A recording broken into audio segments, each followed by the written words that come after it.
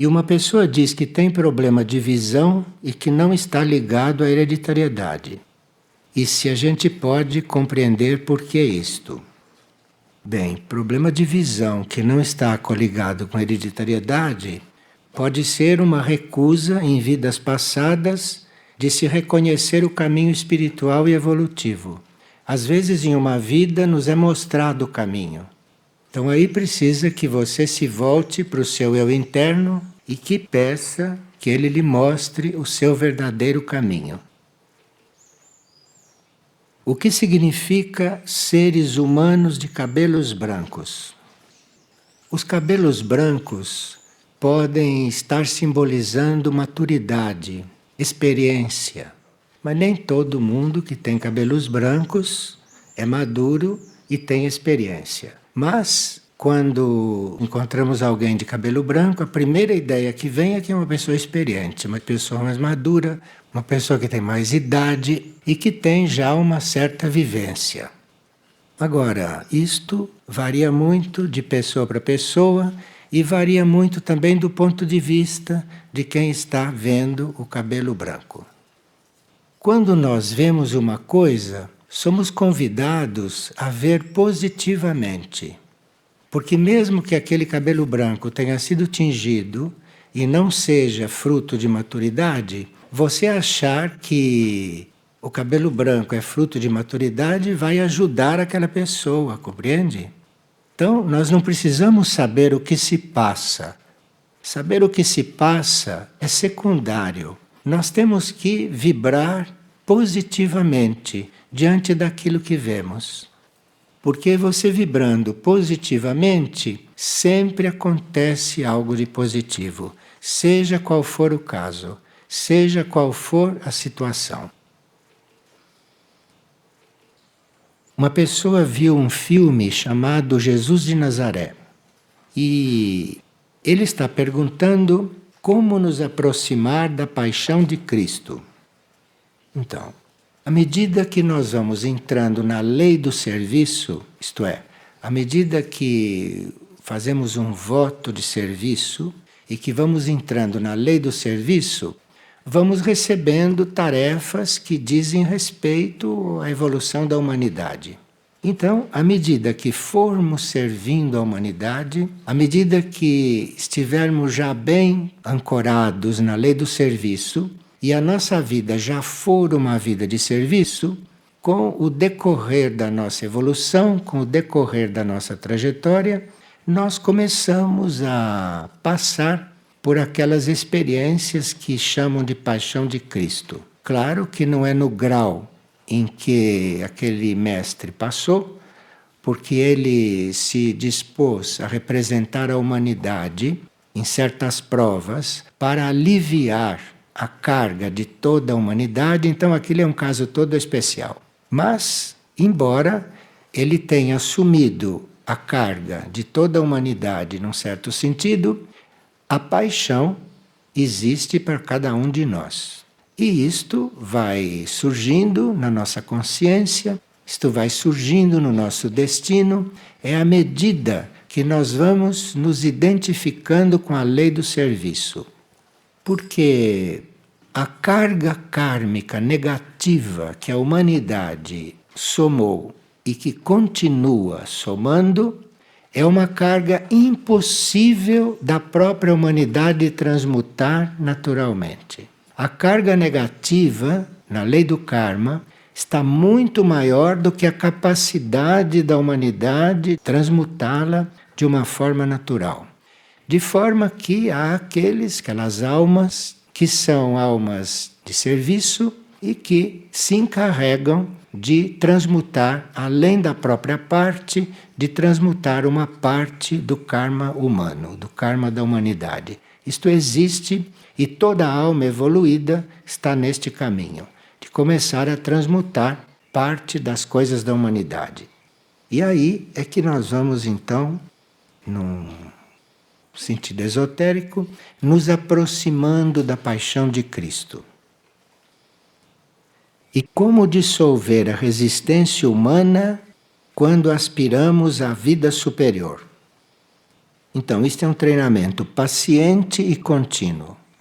Porque quando um ser humano resolve, decide a se elevar para a evolução superior, ele vai encontrar muitos tipos de resistência nele mesmo. Nele mesmo, nos seus corpos, na sua consciência, enfim, ele mesmo vai encontrando muitas resistências em si mesmo. E aí ele vai ter que ter muita paciência consigo mesmo, e se ele persiste, vai ter que fazer com que os corpos e que a própria personalidade passe por um treinamento. E esta mesma pessoa está citando uma instrução de Akyuki. Akyuki é uma hierarquia, não em Figueira. E Akyuki, nessa instrução, pede que a gente não tenha opinião sobre nada.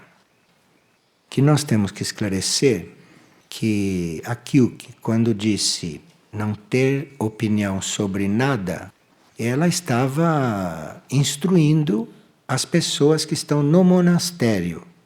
E não estava falando especificamente com aqueles que não fizeram os votos de estarem no monastério. Então, quando a gente faz um voto, a gente faz um voto de silêncio. E este voto de silêncio é muito amplo. E quando nós vamos cumprindo o voto de silêncio, vai chegar num ponto que o silêncio diz respeito a gente não ter opinião sobre nada. Isto é para quem já fez o voto de silêncio e para quem já está desenvolvendo o voto de silêncio. Quer dizer, já controla a palavra, já controla a mente, não é?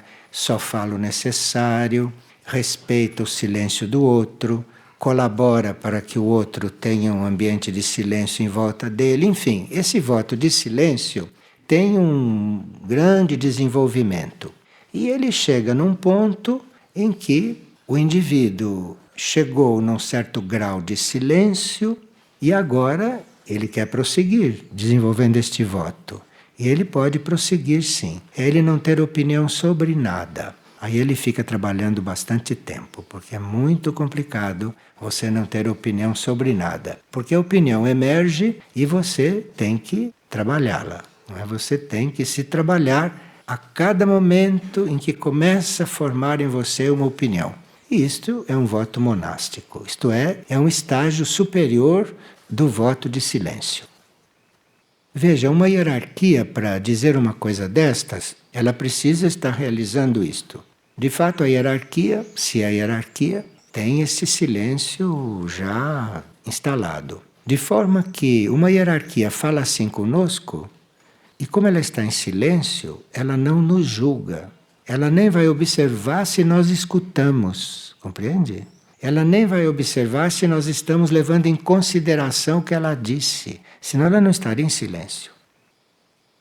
Então, se vocês ouviram Akyuki dizer isto, não fiquem pensando que ela está olhando para ver se vocês estão seguindo ou não. Ela está em outra coisa, compreende? Depois que disse. E por que a mente do ser humano de superfície é tão crítica? Porque o criticismo é uma etapa do desenvolvimento da mente. A mente começou a funcionar, então a mente tem esta tendência mesmo para criticar, para comentar tudo aquilo que percebe, que vê. Isto faz parte do desenvolvimento mental. Agora, é preciso controlar isto, é preciso colocar limites nisto, em princípio.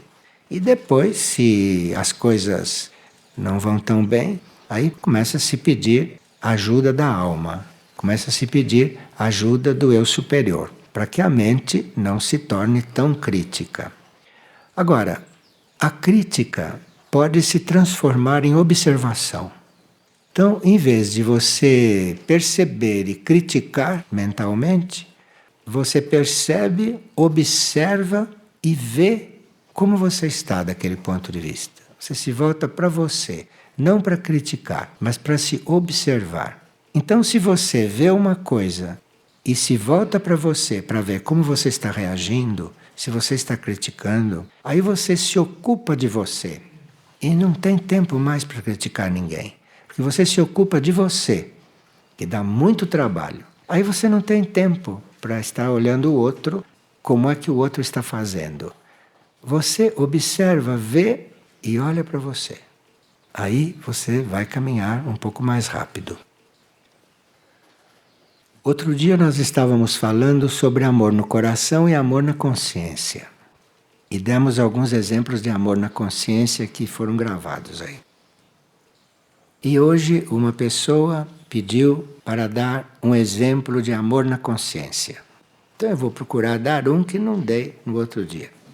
Por exemplo, uma pessoa chega aqui, senta perto da janela. E a janela está aberta. Dali a pouco ela começa a sentir frio ou começa a sentir vento que entra da janela. Ela vai e fecha a janela. Isso é falta de amor na consciência, porque ela não pensa na sala toda que precisa da janela aberta. Então, quem tem amor na consciência não fecha a janela, porque o vento está nas suas costas. Ela muda de lugar e vai para um lugar onde não tenha vento. Mas não fecha a janela, porque isto vai deixar todo mundo com calor. É um exemplo de amor na consciência. Como nós estamos entrando no verão, fica esse exemplo para as próximas vezes. E o mesmo no inverno, se a janela está aberta e a pessoa tem frio, não, ela fecha, e é a mesma coisa. Ela tem que pensar primeiro nos outros, depois em si. Se ela puder resolver o próprio problema sem prejudicar os outros, isso chama-se amor na consciência.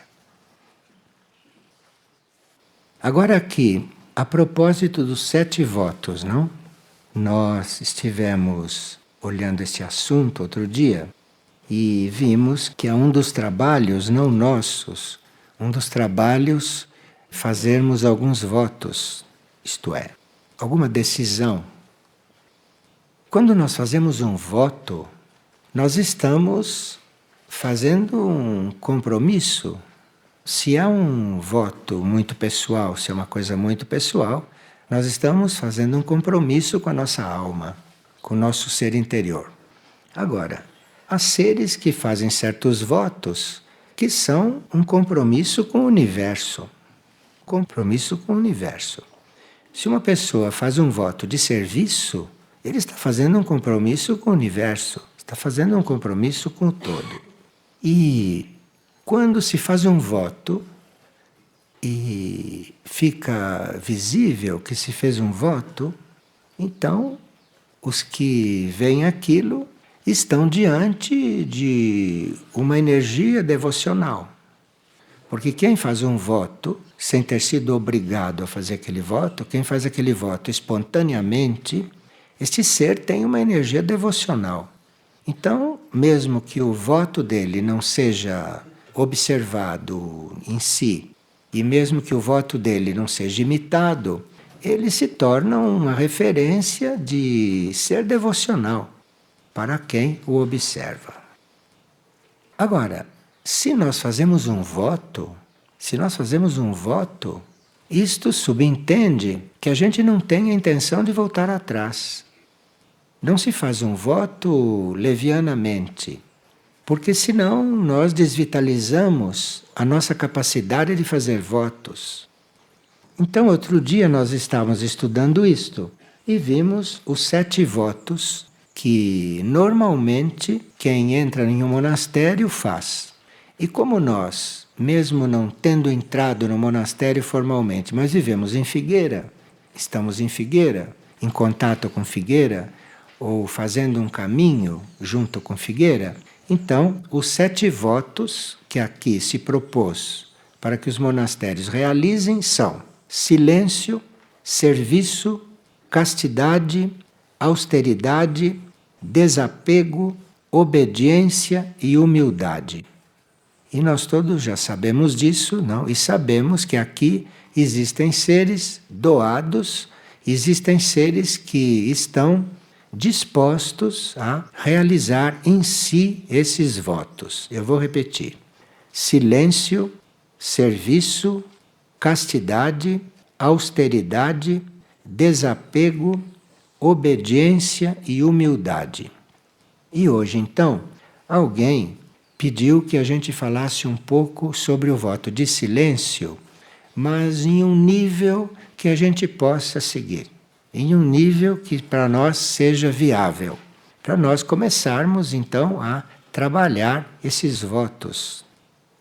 Então nós fomos buscar um dos pais espirituais do Ocidente, que é Bento de Núrcia. Bento escreveu uma regra monástica que é considerada uma regra bem completa.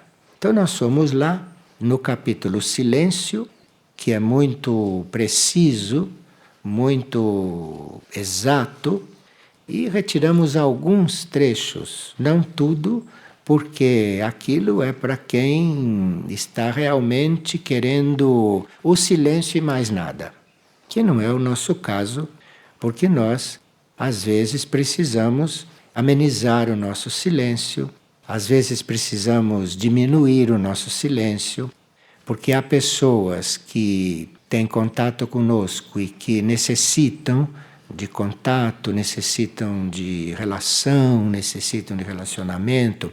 Então, o voto de silêncio, em geral, é bastante relativo.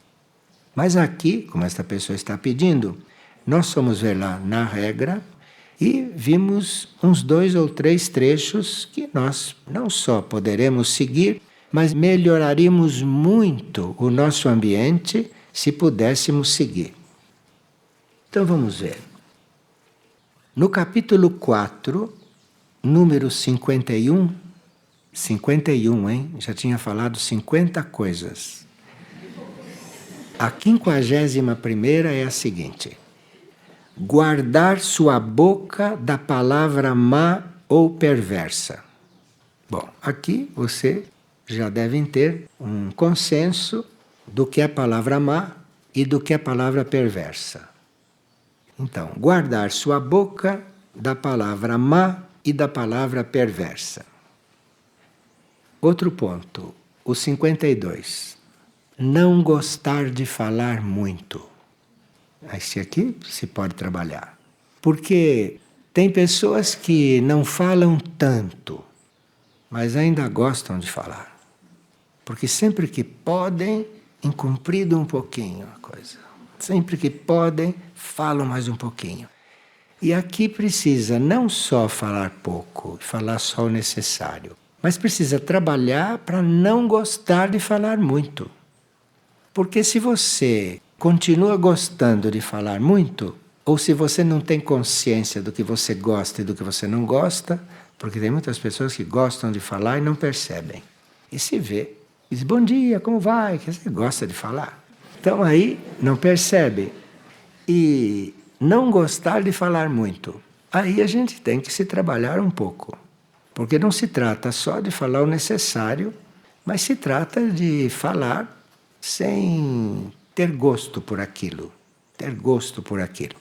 É claro que se você está dizendo uma coisa evolutiva, se você está dizendo uma coisa que está ajudando o outro, você reconhece que aquilo é uma palavra real, é uma boa palavra. Mas nem por isso você deve gostar de estar falando. Agora, não gostar de falar muito não quer dizer que você fique com cara feia cada vez que tem que falar alguma coisa. Isto é óbvio, não? Isto é óbvio. Mas São Bento resolvia isso, porque diz, olha, você anda sempre olhando para o chão, porque assim você não vê ninguém e você não acha nada de ninguém. Olhe sempre para o chão, caminha olhando para o chão. E nós não vamos ver a regra toda, mas estamos vendo só esses pedacinhos que podem nos ajudar. E como é dito por um iluminado, não há psicologia mundana que possa dizer que isto não é assim.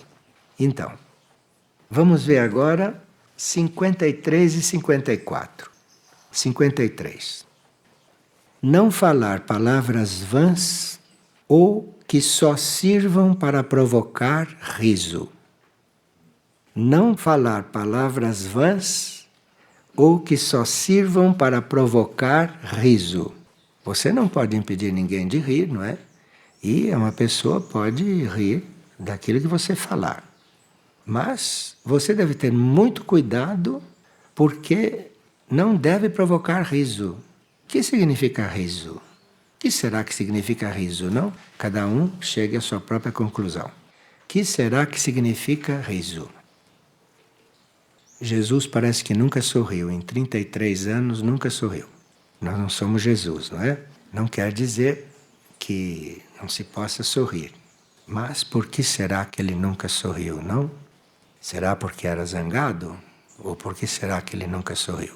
Então, não falar palavras vãs ou que só sirvam para provocar riso. E 54. Não gostar do riso excessivo ou ruidoso. Aqui ele já ameniza e diz que ele não está pedindo que ninguém ria, porque senão haveria um monastério muito tétrico se as pessoas não estão preparadas, não é para isso. Porque ele talvez estivesse preparado, né, para não rir. Mas nós não estamos preparados para isso. Então precisa que haja um preparo antes disso. Então, não gostar do riso excessivo ou ruidoso. Ruidoso. Bem, isto é perfeitamente compreensível e controlável, né? Não gostar do riso excessivo ou ruidoso. Muito bem. Agora vamos para o capítulo 7. Eu espero estar respondendo esta pergunta em parte. Capítulo 7. 59. O 10º grau de humildade consiste em que não seja o monge fácil e pronto ao riso, porque está escrito: o estulto eleva sua voz quando ri. O estulto eleva sua voz quando ri. Isto é, você está falando num certo tom, mas se você ri, se houvesse um aparelho para medir, quando você ri, você eleva a sua voz. E aí você está fazendo qualquer coisa no éter planetário, não? Porque o volume do som faz certos trabalhos. Então, um riso alto, por exemplo, é um verdadeiro distúrbio no éter planetário. Mas nós não sabemos essas coisas. São Bento sabia, não cientificamente, mas sabia assim espiritualmente. 53 e 54. Exaltei-me, ele diz, mas depois fui confundido. Isto é, se a gente se observa bem, se a gente se exalta, principalmente no riso, nas risadas, na voz e tudo isso, se a gente se exalta, se a gente observar bem, em seguida a gente está um pouco confundido. Parece que nada aconteceu, mas a gente ficou um pouco confundido pela exaltação. E diz em seguida: é bom para mim que tenha percebido isto, porque assim eu aprendo os mandamentos da regra. Isto é, se a gente não se observa, quando a gente levanta a voz, altera a voz, se a gente não se observa, a gente não percebe que está confundido, que a gente se confundiu. E depois tem que sair da confusão quando abaixa a voz. Enfim, isto é o que está aqui. E depois o voto de serviço, de castidade, de austeridade, desapego, obediência e humildade, nós já temos estudado os outros dias, não? Bem, agora, alguém fez uma pergunta a respeito do nosso trabalho não com os retiros, porque o trabalho dos retiros já está bem conhecido. Nós temos aqui várias pessoas que fazem retiros e o trabalho dos retiros já está bem conhecido. O que não está ainda, parece muito claro para algumas pessoas, é o retiro eremítico. É o retiro eremítico, que não é o retiro normal, da gente estar lá um pouco isolado, não? Mas é o retiro eremítico. E nós temos sim um local aqui para retiro eremítico, que é F3. E seria bom que isso fosse bem compreendido para que houvesse pessoas em F3 fazendo retiro eremítico e para que F3 como área estivesse preparada para receber eremitas. Compreende? Porque não sei se nós estamos preparados. Então, é bom que a gente tenha cada vez mais consciência desse trabalho eremítico aqui em Figueira e que a gente se prepare, então, tanto para fazer o retiro eremítico, se quiser fazer, como estarmos preparados para receber alguém que queira fazer um retiro eremítico. Esse eremitério, que teoricamente existe lá em F3, esse eremitério está iniciando um trabalho em comum com o Monastério da Caridade, porque é uma caridade se proporcionar um eremitério, porque o mundo não proporciona retiro eremítico. Isto é completamente contrário à tendência do mundo. Então, o Monastério da Caridade é o mais adequado para se encarregar dos retiros eremíticos, porque isto é uma caridade que se faz aos seres, não, que vivem no mundo, que vivem na vida normal. Então, aqui é preciso que a gente vá conscientizando isto, porque à medida que nós formos conscientizando, vai haver uma área cada vez mais adequada para receber esses seres e para receber esta atividade. Teoricamente, o eremitério em F3 é composto de 4 quartos individuais, e 4 trailers, também para retiros eremíticos, e para reflexão, restauro, etc. Essas instalações têm sido usadas para retiros, têm sido usadas para reflexões, não é? Para restauros, etc., para trabalhos de silêncio, etc. e tal. Mas, na realidade, aquilo está lá para retiro eremítico e não como está sendo usado. Então, precisaria que nós tomássemos uma consciência, uma posição, para isto começar a acontecer, realmente. Porque a situação planetária está nos convidando a um maior alinhamento. E para que a humanidade em geral consiga um certo alinhamento, é necessário que certos seres, não todos, que seria utopia, mas que certos seres assumissem um alinhamento em nome da humanidade. E aí isto iria se dilagando no plano mental coletivo, isso iria se dilagando no astral coletivo, e aqueles que fossem fazer um retiro ficariam no retiro mais alinhados, porque alguns se ofertaram para fazer um retiro eremítico.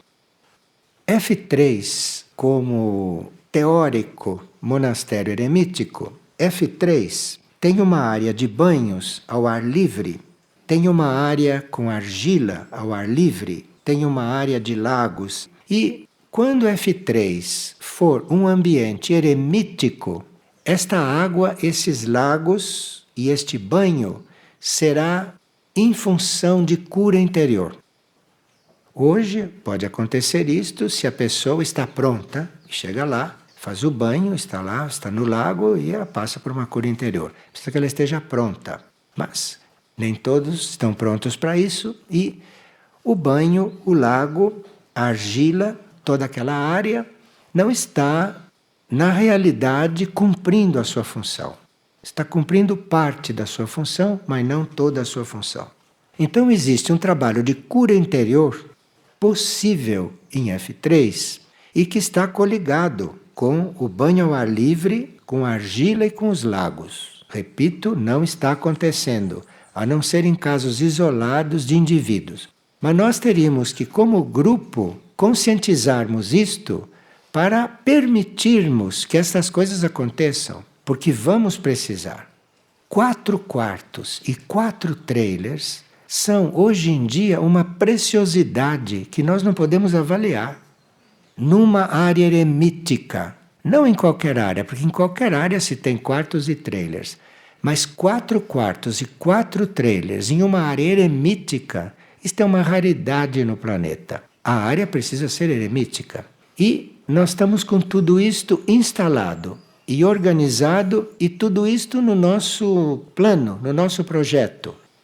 Falta que nós executemos, falta que nós façamos isto. Desse trabalho eremítico faz parte a harmonização com símbolos, quando é necessário, com símbolos.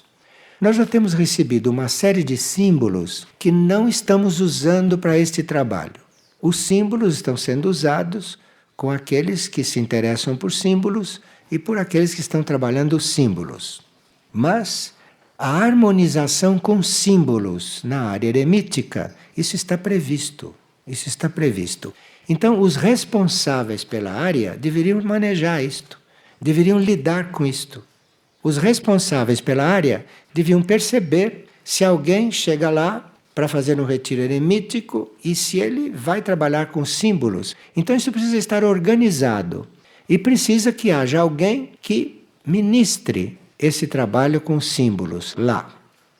Uma coisa que está prevista é que quem for fazer o retiro eremítico não fique isolado todo o tempo, mas que ele tenha pelo menos um horário de oração com o grupo do monastério. Porque lá tem um grupo do monastério, lá tem um grupo de monges que não são eremitas. E eles então têm os seus horários de oração. E aqueles que estão no retiro eremítico, um horário por dia pode se unir aos monges para orar com eles. Isto para levar um pouco da energia eremítica, da experiência eremítica para os monges, e para os monges, então, colaborarem para que o eremita tenha um certo contato, para que não fique completamente isolado. Se esse trabalho eremítico lá começar a acontecer, então vão perceber que existe uma área lá depois do eucaliptal, além do eucaliptal, que nós chamamos de área de Mahindra. E essa área de Mahindra tem lá uma árvore. Tem lá uma árvore.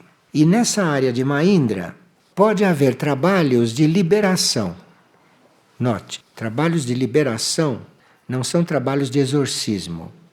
Não se fala em exorcismo aqui. Trabalho de liberação é uma liberação interior, que não precisa de nenhum sacerdote para ajudar, não precisa de nenhum ministrador. A área tem a energia para isso. A área tem a energia para isto. Então, bastaria que a pessoa estivesse lá na área, que ela estivesse a fim de se desapegar de si mesma. Então, ali existe condições, existe energia para haver uma liberação. Mas precisa que a pessoa esteja realmente em pleno trabalho de desapego e de desapego de si mesma. Então, esses que vão fazer retiros em F3 teriam que ter consciência destas coisas para não perderem tempo quando poderiam estar usufruindo muito mais de uma energia que está instalada ali. O serviço do monastério eremítico, portanto, é contínuo e estará também presente no acolhimento e no atendimento dos retirantes e na integração com os trabalhadores, porque F3 tem alguns trabalhadores. E é do projeto de F3 que esses trabalhadores que foram internamente levados para lá, é do projeto de F3 que esses trabalhadores se integrem completamente na área e principalmente no eremitério. Não que os trabalhadores vão fazer retiro eremítico, mas que os trabalhadores colaborem na formação de F3 como eremitério. Isto aqui nós vamos deixar para aqueles que forem assumir F3 neste nível. Há uma energia ali para uma abertura para os contatos. Como nós estamos estudando contato já há algumas reuniões, hoje chegou o momento de nós dizermos que lá em F3 existe também, além de outras áreas, abertura para o contato, especialmente com a energia Júpiter. Isto aqui é algo que naturalmente precisa ser estudado, precisa ser pesquisado, nós precisamos estar doados para o contato. E já vimos numa reunião passada em que se falava de contato, que contato não é uma coisa que a gente faça entre outras coisas. Contato é você estar disponível para o contato. Porque aquilo que deve te contatar não pode marcar hora. Marca hora quando não tem outro remédio. Mas se um ser contato está sempre disponível, aquilo também está sempre pronto e sempre disponível. E nós temos que começar realmente contatos conscientes com áreas extraterrestres para podermos ter, nos momentos de caos, nos momentos de turbulência, uma conexão direta com as áreas de equilíbrio do sistema solar. Então isso está sendo dito porque como F3 é uma área que serviria para isto, nós temos que definitivamente conscientizarmos onde estamos. E devemos conscientizarmos o que é para estar lá vigente, acontecendo. Agora, nós temos que manter a área transmutada. Isto é, enquanto ali houver conversas normais, enquanto ali houver diálogos corriqueiros, isso tudo está poluindo a área do ponto de vista do contato. Então ali deve haver, eventualmente, uma reunião por dia em que as tarefas são distribuídas e pronto, e acabou, não tem mais reunião, acabou. Cada um vai fazendo suas coisas e as coisas vão surgindo, porque a área precisa trabalhar com transmutação. E todas as vezes que nós precisamos parar uma pessoa para conversar coisas corriqueiras, conversar as coisas de rotina, está poluindo as coisas e nós temos que estar transmutando. Percebe? Bom, nós estamos aguardando, não, que essas coisas aconteçam para que lá de onde eu estou saiam os rádios, os telefones, saia tudo isso de lá, porque tudo isso é contrário a todo este trabalho. Agora, para isto tudo sair de lá, é preciso que a nossa consciência como grupo mude, não é? Preciso que mude a nossa consciência. É preciso que o grupo dê um passo. Porque aí nós todos damos um passo, nós todos podemos dar um passo. Em função de F3 isto. Em função daqueles 8 que podem estar lá permanentemente, que podem estar lá trabalhando, que podem estar lá resolvendo muitas coisas, inclusive para o planeta. Agora, abrir-se à transmutação de todo o material denso e propenso à redenção. Aí está óbvio que quem está lá deve estar numa certa postura de oração, numa certa postura de recolhimento, não? Deve estar numa oferta de serviço para que haja ali um trabalho verdadeiro de transmutação e que isto ficaria entregue aos próprios regedores da área, não? Que distribuiriam esse trabalho entre nós todos. Entregar-se ao processo de iluminação das moléculas e da vida cerebral. O nosso cérebro não é feito por moléculas. Vocês viram hoje de manhã uma partilha a respeito da glândula pineal, não? E nós temos uma área, F3, onde tudo aquilo que foi falado hoje de manhã na partilha tem condições de se realizar. Tem condições de se realizar ali. Desde que os seres que estiverem ali, ou os seres que estiverem servindo ali, tenham esse propósito, essa intenção, ou façam esta oferta. E entregar, através de apoio de tratamento das naves, as cargas do inconsciente e do subconsciente. Porque aí se dirá, mas eu não sei lidar com o meu inconsciente, não sei lidar com o meu subconsciente. Eu mal lido com o meu consciente. Mas ali existem presenças, não no plano físico, presença de naves, que existe também em outras áreas de Figueira, que não é só ali. Nós estamos falando dali porque estamos lançando um último apelo para que estas coisas sejam observadas e para que estas coisas possam acontecer. Porque realmente se aproximam momentos muito importantes e que nós estamos todos muito despreparados para receber esses momentos. Estamos muito despreparados. E não seria bom que aqui em Figueira a gente não tivesse preparado os seres que estão aqui. Que os seres não estivessem conscientizados, não, da realidade e não estivessem conscientizados do que vem, do que está a caminho. Então, entregar através de apoio de tratamento das naves as cargas do inconsciente e do subconsciente. Nós aqui não temos trabalho de psicologia, nem de psicologia analítica, nada disso. Aqui nós temos as naves.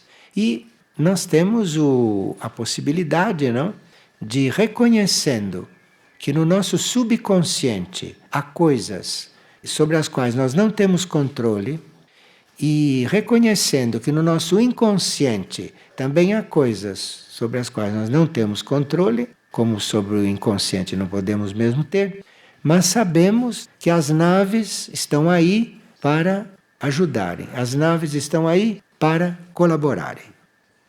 E preparar os corpos para a vida da hierarquia no ser. O que quer dizer isto? Vida da hierarquia no nosso ser. A nossa alma, o nosso eu superior, o nosso ser interno, lá no seu nível, na 4ª dimensão e na 5ª dimensão, nossa alma tem um contato com a hierarquia. Está no nível em que a hierarquia pode estar. Se a hierarquia desce um pouquinho, a hierarquia desce um pouco, encontra o nosso eu superior. Se ele estiver lá em cima, se ele estiver na 4ª e na 5ª dimensão. Então, aí, esta hierarquia estará nos habitando, praticamente. Pode não estar dentro do nosso corpo, mas está nos habitando no sentido de que está em contato com o nosso eu interno, está em contato com a nossa alma, está em contato com o nosso eu interior.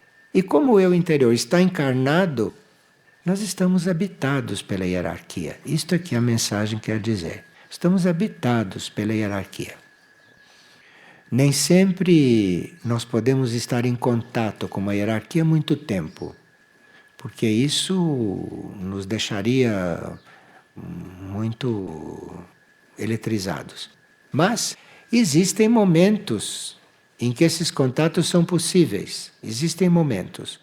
E esses momentos podem ir se ampliando à medida que formos sendo treinados.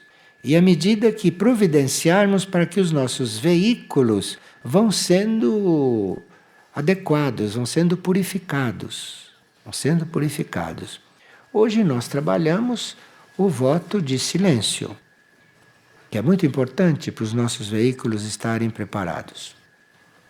E depois os outros votos, que também já estudamos, isto tudo diz respeito às condições que nós temos que realmente estarmos mais preparados. Cada um leve isto consigo, cada um coloque isto no seu coração, principalmente no seu coração, e veja que o que está acontecendo aqui pode estar acontecendo em outros lugares.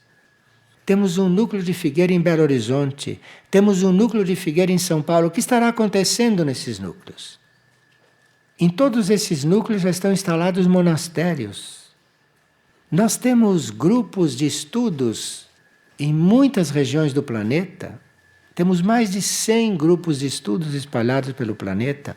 Enfim, nós estamos com todos os elementos para estarmos em um outro ponto, do ponto de vista da nossa responsabilidade diante da necessidade planetária. Eu estou falando claro, estou?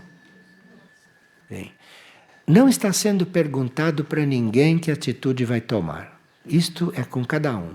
Mas está sendo falado claro, porque é muito necessário que haja representantes da humanidade que emerjam desta massa amorfa comum.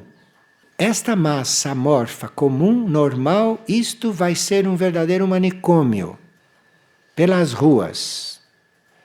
Então, quanto mais seres forem conscientizando e se posicionando internamente e se posicionando diante do invisível, porque ninguém vem nos buscar aqui, hein, para fazer isto. Nós vamos nos posicionar diante do invisível, porque aqui no visível não temos muitos exemplos para seguir. Nós temos que nos posicionar diante do invisível, diante dos nossos níveis imateriais, diante da nossa alma, diante da nossa mônada, diante da hierarquia planetária, enfim, diante de tudo isto que está nos planos superiores de consciência. Aprofundar o contato com os reinos da natureza. Bom, isto aqui é um tema em aberto. Reinos da natureza se refere aos animais, aos vegetais, aos minerais, aos devas, não é? Então, isto é um tema muito amplo e que vocês já têm bastante notícias deles, muitas notícias deles. A vida eremítica deve existir também na área do Monastério da Caridade e do Silêncio. Existe uma área do Monastério da Caridade, lá na colina. Ali também deve existir a vida eremítica, pois garante a pureza e o alinhamento da vida ativa. Então veja, nós não estamos convidando todas as pessoas para isso, porque há pessoas que são essencialmente ativas. Mas é preciso que haja os eremitas, é preciso que haja os interiorizados, é preciso que haja os silenciosos, para que haja pureza e alinhamento na vida ativa. De forma que são dois lados da questão. Então, muitos de nós são encarregados da parte ativa. E quem estará encarregado da outra parte? Quem estará encarregado do respaldo para essa vida ativa? E esse respaldo deve estar sendo construído em algum lugar. E aqui em Figueira está sendo construído no Monastério da Caridade, lá sobre a colina, onde existe vida ativa. Então ali deve haver o eremitério junto, ao lado da vida ativa. E em F3, que está para existir. Ele começa e depois recolhe. Começa e recolhe, começa e recolhe. E vamos ver se agora recomeça e não recolhe. Bem, eu fiz aqui uma certa seleção e isto era um comunicado um pouquinho maior de Michouk, junto com um ser de Mistritlan, que não se apresenta. Mistritlan, que é o centro regente do planeta, e que está neste momento convidando monges de Figueira, e eles estão indo para lá por tempo indeterminado. Não sabem quando voltam. Estão indo para lá, porque Mistritlan representa portas dimensionais. E é necessário que seres humanos consigam reconhecer e usar estas portas dimensionais para que elas possam ficar abertas durante a transição da Terra para muitas pessoas passarem por elas. Está claro isto? Então isto não é uma questão de aprendizado, nem uma questão de técnica. É uma questão da humanidade, com um ou dois exemplares, pediram só dois. É uma questão de dois exemplares da humanidade estarem apostos lá, ofertados para isso. E esses estão representando a humanidade. E aí, de repente, pode acontecer, nos momentos que se aproximam, estas portas estarem abertas e muitos passarem, e muitos conseguirem passar. Essas portas dimensionais, quando se abrem, tanto podem se abrir para os nossos corpos internos, e neste caso temos que deixar o corpo físico em algum lugar, não? Porque o corpo físico pertence à Terra.